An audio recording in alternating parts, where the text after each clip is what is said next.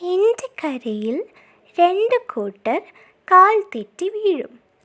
ഒരു രാജാവ് എൻ്റെ കരയിൽ തൻ്റെ അധികാരം സ്ഥാപിക്കുവാൻ വന്നപ്പോൾ വേറൊരു രാജാവ് അതിനെ തടഞ്ഞു. ഞാനെന്ന നദിയുടെ പേർ ഫ്രാത്ത്.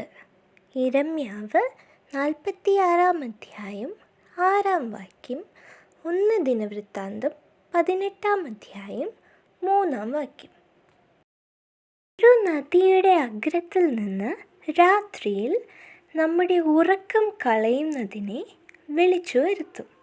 ഈ നദി ഉയർന്നു താഴ്ന്നും ഇരിക്കുന്നതാണ്. നദിയുടെ സ്വദേശം എവിടെ? മിസ്രയീം. യെശയ്യാവ് 7 അധ്യായം 18 ആമോസ് 8 അധ്യായം 8 ഒരു ദേശത്തേക്ക് ഒരു നദിയുടെ അടുത്തുകൂടെ ഒരു ചെടി കൊണ്ടുള്ള വഞ്ചിയിൽ ചിലരെ അയക്കാറുണ്ട്. നദിയുടെ സ്വദേശം ഏത്?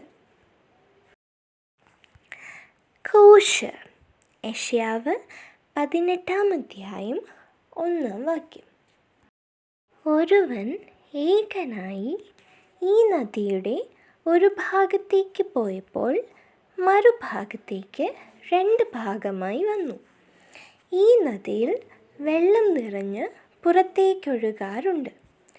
കുറച്ച് ദേശക്കാർ ഈ നദിക്കരയിൽ താമസിക്കുന്നുണ്ട്. എങ്കിൽ നദിയുടെ പേരെന്ത്? യോർദാൻ. ഉൽപ്പത്തി 32 അധ്യായം 10 1 ദിനവൃത്താന്തം 12 അധ്യായം 15 സംഖ്യാപുസ്തകം 13 അധ്യായം 29 മൂന്നാമനായ ഈ നദി ഒരു ദേശത്തിൻ്റെ പൂർവഭാഗത്തേക്ക് പോകുന്നു. ഒരു പ്രവാചകൻ ഈ നദിക്കരികെ ഇരുന്നിട്ടുണ്ട്. മൂന്നാമനായ ഈ നദി ഏത്? ഹിദ്ദേക്കൽ.